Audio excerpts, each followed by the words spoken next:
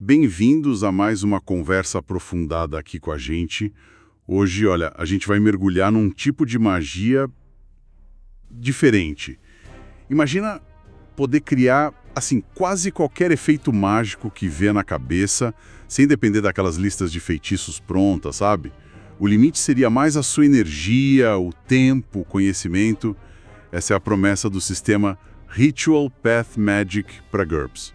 Exato. A filosofia é que cada feitiço é uma criação única. É quase um acordo, né? Entre quem conjura e as regras do mundo e, claro, quem está mestrando. É bem por aí. E lembra do Cole Jenkins, aquele investigador meio sombrio das vinhetas do livro? É esse tipo de magia flexível que ele usa para desvendar os mistérios dele. Isso mesmo. A nossa fonte hoje é o suplemento GURPS Thaumatology Ritual Path Magic. E ele não quer ser só mais um sistema de magia, não. A ideia é oferecer algo detalhado, super flexível e com muita ambientação. Ele faz uma ponte legal entre tradições místicas do mundo real e a magia da cultura pop que a gente curte. Legal. Então, nossa missão aqui hoje é destrinchar como essa magia funciona, certo? Como se aprende, como se faz um ritual, desde o básico das regras até, sei lá, as opções mais avançadas e aqueles detalhes que dão um sabor especial. Exatamente. Vamos desvendar os segredos dessa arte. Perfeito. Então, vamos começar pelo começo mesmo. Como alguém vira um praticante disso? O que precisa saber? O que precisa ter de base? Então, a base teórica é uma perícia chamada taumatologia. Taumatologite, né? Ela representa o entendimento geral dos princípios mágicos, mas para fazer a mágica acontecer, para aplicar isso, aí entram as 9 habilidades de caminho, as Path Skills. Habilidades de caminho? Isso. Cada uma governa um domínio fundamental da realidade, um aspecto do universo. 9 caminhos. Parece bem completo. Quais são eles, assim, para ter uma ideia? Olha, tem o caminho do corpo, que lida com o físico, né? O da mente, para coisas mentais, psíquicas. O caminho da energia, para energia. Matéria, para coisas físicas, objetos. Tem o do acaso, para sorte, azar. Encruzilhadas, que é meio sobre conexões, portais, destino. Magia, para lidar com a própria magia. Espírito, para lidar com espíritos. E, por fim, mortos-vivos, que é autoexplicativo. Realmente cobre bastante coisa. Corpo, mente, energia, matéria, acaso, encruzilhadas, magia, espírito e mortos-vivos. É um poder conceitual e tanto. Mas como isso funciona na prática? Tipo, o caminho da energia, imagino que seja para controlar fogo, luz, som. Exato, coisas desse tipo. E o do acaso, por exemplo, seria para influenciar probabilidades, fazer uma coincidência acontecer, para bem ou para mal. Entendi. E a graça deve estar em como eles interagem, né? Com certeza. E como você aplica. Um feitiço de cura pode usar o caminho do corpo, óbvio. Mas talvez um para acelerar a recuperação natural, sem ser algo milagroso, poderia usar o caminho do acaso para garantir que nada atrapalhe o processo, entende? Ah, interessante essa sutileza. Pois é. E aí entra um conceito-chave. A diferença entre efeitos menores, lesser, e maiores, greater. Menores e maiores. Isso tem a ver com a intensidade. Qual a diferença no jogo? Pensa assim, efeitos menores são mais sutis. Eles agem meio que dentro das leis da natureza ou dão só uma forçadinha. Coisas que poderiam acontecer, sabe? Alguém tropeçar do nada, uma lâmpada piscar, sentir uma calma repentina. Tá, coisas que dá pra disfarçar, talvez. Isso. Já os efeitos maiores são, sobrenaturais na cara dura. Quebram as regras da física, gritam magia!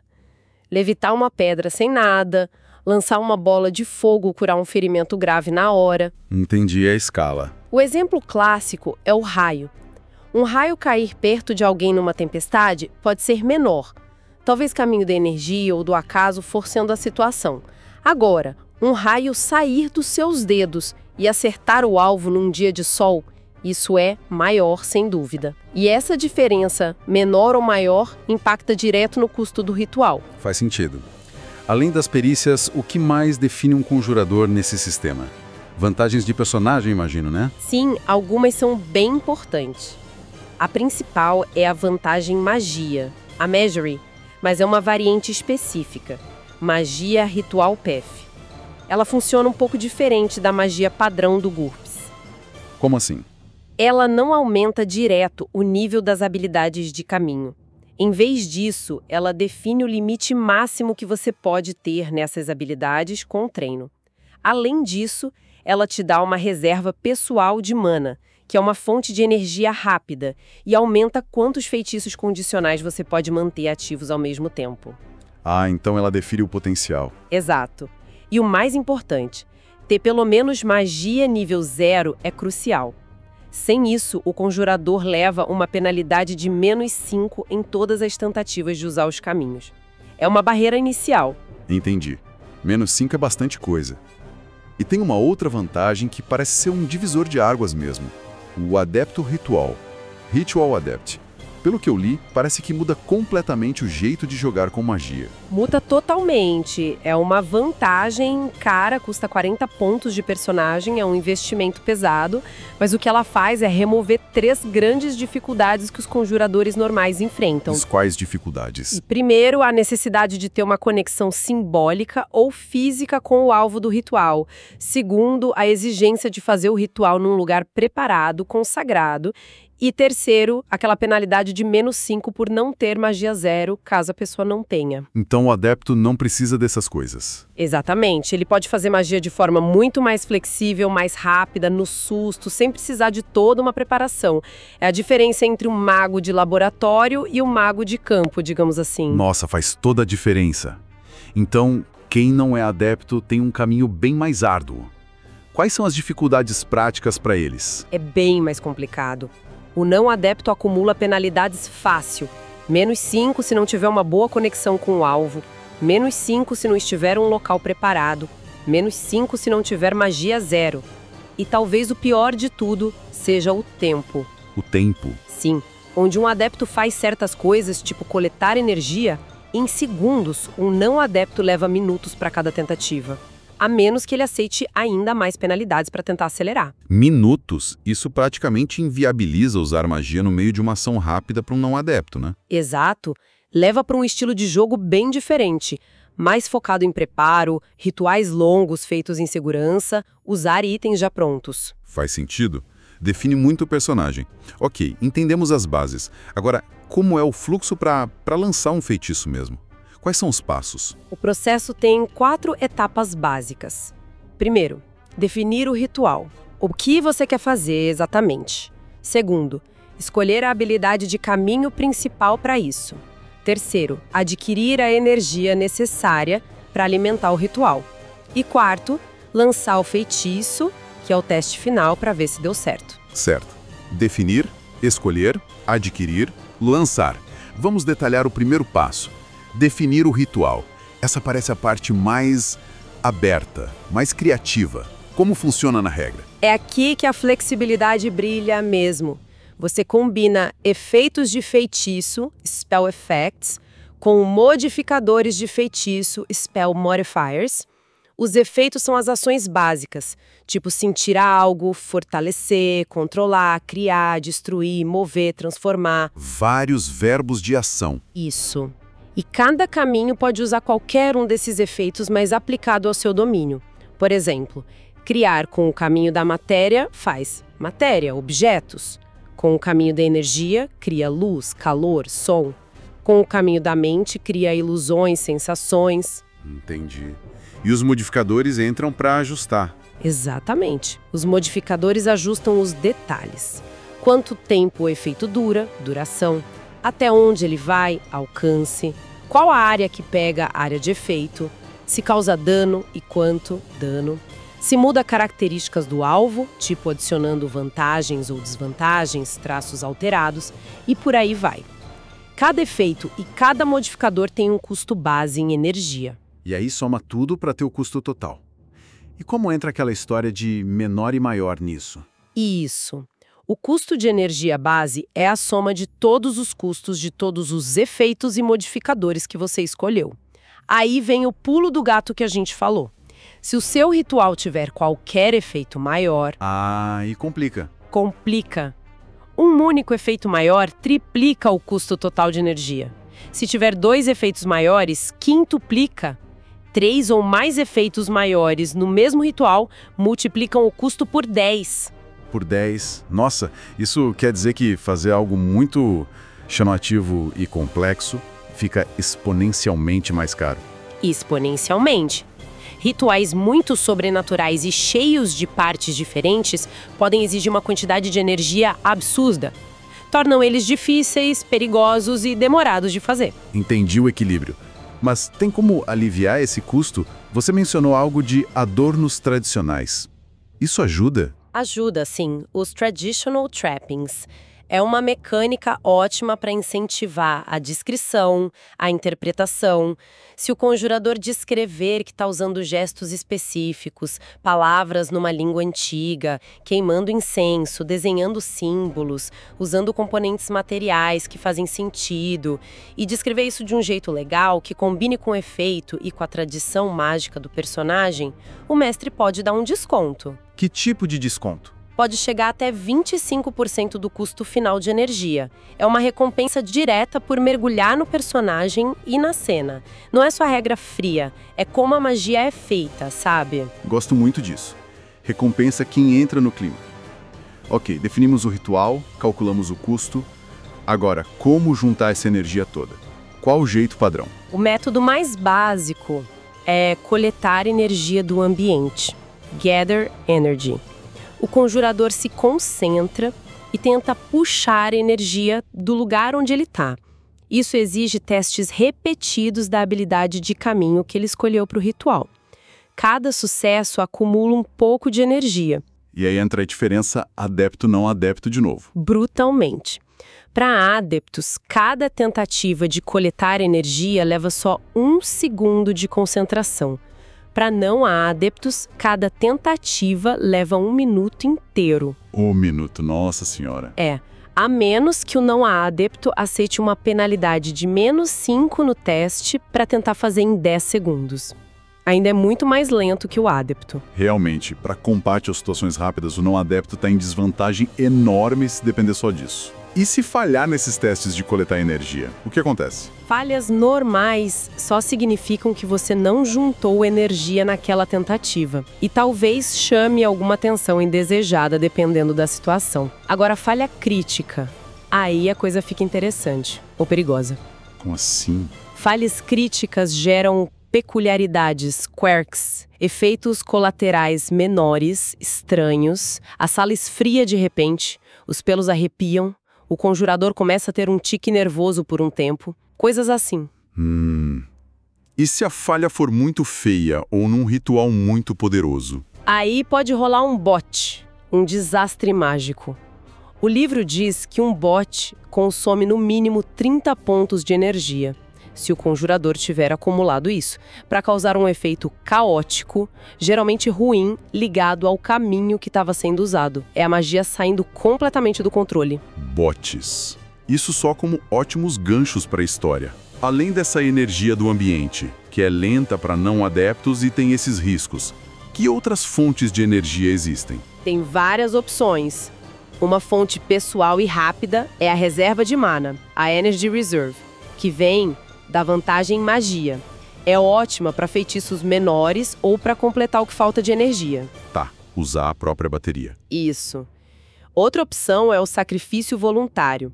O próprio conjurador ou um aliado que concorde pode gastar pontos de vida, PV, ou pontos de fadiga, PF, para gerar energia para o ritual. Qual conversão? É 1 ponto de energia para cada 2 PV ou 3 PF sacrificados. É um custo direto na vitalidade. Intenso. Sacrificar a própria força vital. E imagino que o sistema não fuja de opções mais sombrias. Não foge mesmo. Existe o sacrifício involuntário. É explicitamente letal para a vítima e considerado um ato maligno na maioria dos cenários. A energia que gera depende dos atributos da vítima, geralmente o maior é entre QI, PV ou HT. É uma fonte poderosa, mas, claro, com consequências morais e narrativas gigantescas. Pesado. Que mais? A energia natural de uma área. Puxar a força vital das plantas, animais, do solo, deixando a área visivelmente seca, estéril por um tempo. E, claro, artefatos de poder. Itens mágicos que podem funcionar como baterias, geralmente ligados a um caminho específico ou com energia para um ritual pré-definido.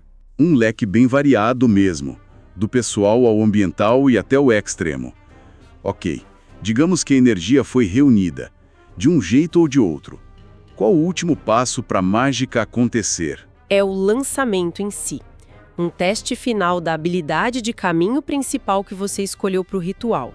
A dificuldade desse teste pode mudar por vários fatores, mas o principal é a resistência do alvo. Se tiver um alvo que não quer ser afetado. Então o alvo pode resistir? Pode. Se for um alvo involuntário e ele estiver ciente da magia ou tiver alguma defesa passiva, ele pode tentar resistir. Normalmente isso vira uma disputa rápida. A habilidade do conjurador contra a vontade, will, ou a HT, resistência física, do alvo, mas qualquer bônus de resistência à magia que ele tenha. E aí? Se o conjurador ganhar a disputa, o feitiço funciona no alvo. Se perder, o feitiço falha naquele alvo específico. Ainda pode funcionar em outros alvos se for de área ou ter outros efeitos, mas naquele que resistiu, não pega. Entendi. Parece um processo bem estruturado, com pontos claros de tensão e chance de falha. O sistema base é robusto. Mas GURPS é GURPS, né? Sempre tem mais coisa. Que outras opções o Ritual Path Magic traz para adicionar? Sei lá, complexidade ou tempero? Tem muitas ferramentas legais. Uma das mais usadas taticamente são os rituais condicionais, os Conditional Spells. A ideia é simples. Você faz todo o processo do ritual, define, junta energia, faz o teste de lançamento, mas em vez do efeito ser na hora... Você programa ele. Exatamente. Você define um gatilho, uma condição específica, o feitiço fica ali pendurado, esperando, ligado ao alvo ou ao local, e só ativa quando a condição acontece. Se alguém abrir esta porta, quando o sol nascer, se meu amigo gritar abóbora... Nossa, isso abre um mundo de possibilidades para armadilhas, proteções, efeitos que precisam acontecer no momento certo. E os amuletos, os charms, tem a ver com isso? Totalmente.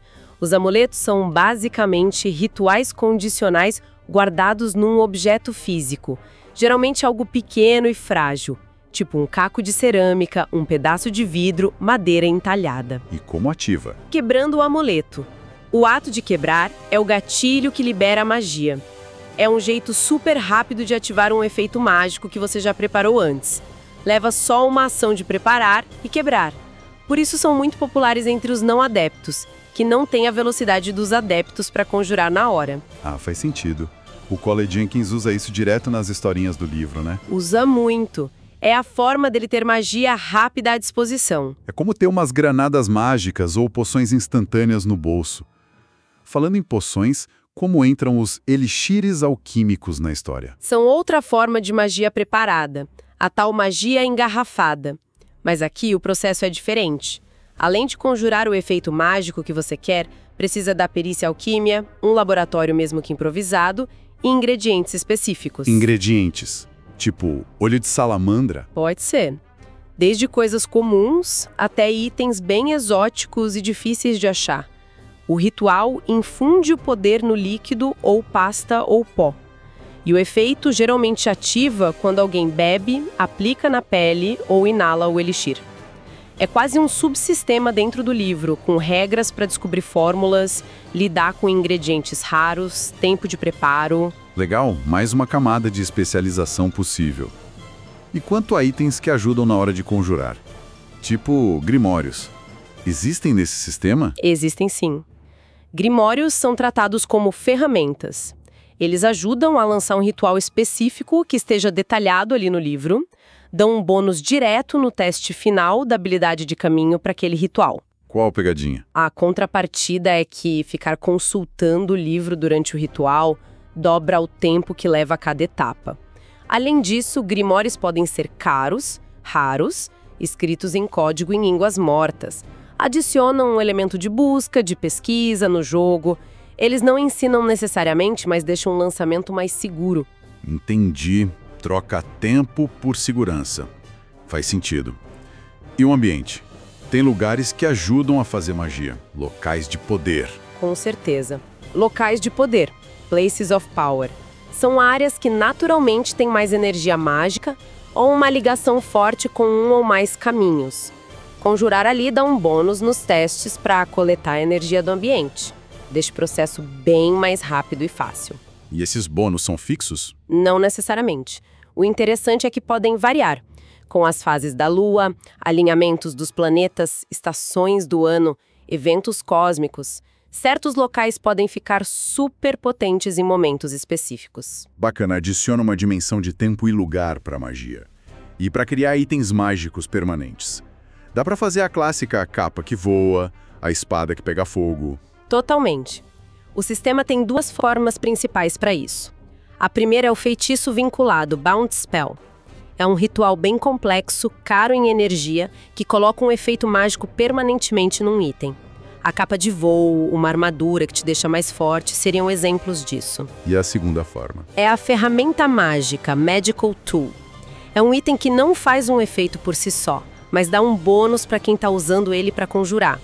Uma varinha que dá níveis de magia, um cajado que facilita usar o caminho da energia, um anel que ajuda a resistir à magia mental, são ferramentas mágicas. Entendi.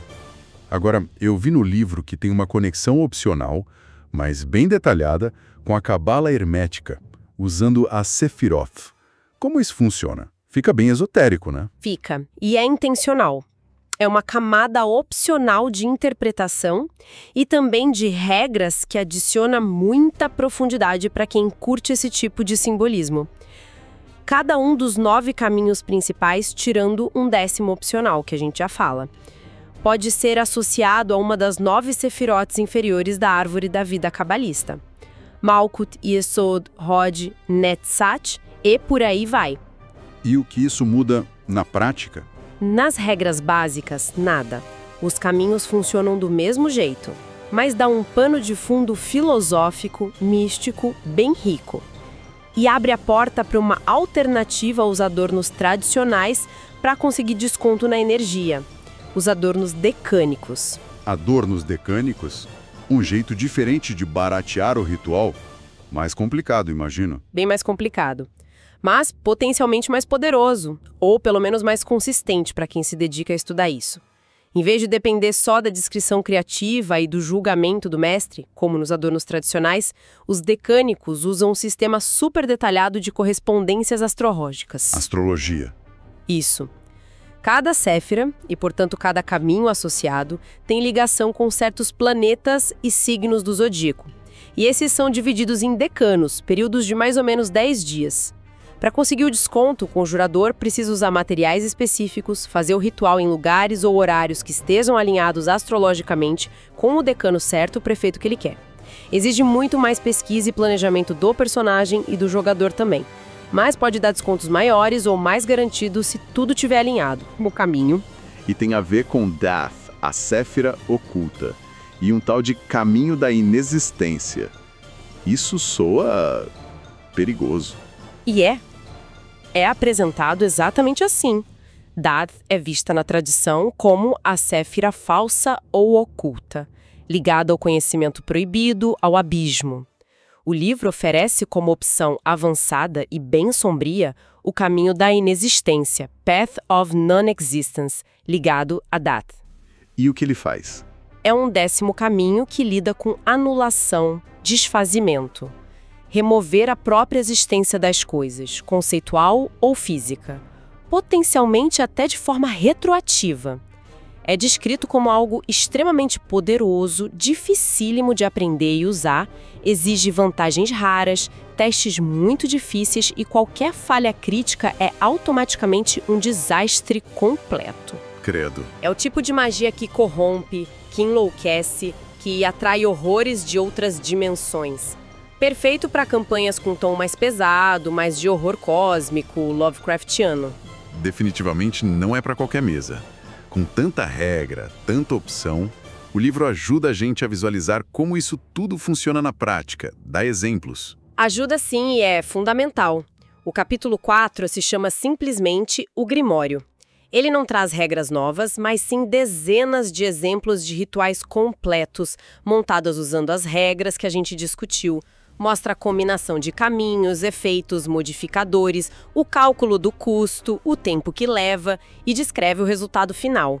Que tipo de exemplos? Tem de tudo, desde coisas sutis como sentir emoções, até coisas bem mais bombásticas como invocar elemental e manipulações complexas, tipo corpo de sombra para se infiltrar ou viagem por fio elétrico. Ver esses exemplos prontos ajudam muito a pegar o jeito de como montar seus próprios rituais. Boa. E as falhas? Você falou dos bots e quirks. Isso também é detalhado? Sim, tem um apêndice inteiro só para bots e quirks. Ele tem tabelas, sugestões para determinar o que acontece de errado quando rola uma falha crítica, seja coletando energia ou lançando feitiço. E os resultados variam de acordo com o caminho que estava sendo usado. Então reforça a ideia de que a magia tem risco. Exatamente. Especialmente uma magia tão flexível como essa, as falhas podem ir desde algo cômico e inconveniente, tipo ficar com a pele azul por um tempo, até desastres que mudam o rumo da campanha, como abrir um portal para um lugar horrível ou amaldiçoar a si mesmo sem querer. Da consequência e imprevisibilidade. Excelente. Então, se a gente fosse resumir o grande lance desse sistema, seria essa flexibilidade radical, né? Essa capacidade de customizar a magia de forma quase infinita. O limite parece ser mesmo a criatividade de quem joga e a capacidade de juntar energia. É isso. O ciclo básico é claro. Define o que quer, junta o combustível e tenta fazer acontecer. E aí vem todas essas camadas extras, amuletos, grimórios, locais de poder, itens encantados, as opções mais esotéricas da cabala que adicionam profundidade estratégica e muito, muito sabor para a ambientação. Exatamente. Para quem gosta de um sistema de magia que recompensa conhecer as regras a fundo, sabe? E permite aqueles momentos de eureka, quando você descobre uma combinação de efeitos que resolve um problema de um jeito totalmente inesperado, o Ritual Path Magic é um prato cheio. Te liberta daquelas listas fixas, né? Exato. Incentiva a pensar magicamente sobre como interagir com o mundo do jogo em todos os níveis, do mais sutil ao mais grandioso. Então, o que isso significa? Para quem busca uma experiência de magia mais artesanal, talvez, mais pessoal, onde cada conjurador pode ter um estilo único, diferente de todos os outros, esse sistema parece entregar isso muito bem. Essa liberdade de não estar preso numa lista finita é talvez o maior diferencial para quem curte sistemas como GURPS. Sem dúvida. Abre a porta para tipos de magia que outros sistemas têm dificuldade em simular. Manipulações lentas e sutis do destino, investigações arcanas super detalhadas, ou criar aquele efeito mágico super específico para uma situação única que só vai acontecer uma vez na campanha. E isso me deixa pensando aqui. Com essa caixa de ferramentas tão grande e flexível, que tipo de ritual maluco, talvez um que misture vários caminhos de um jeito inesperado, algo realmente fora da caixa, daria para criar.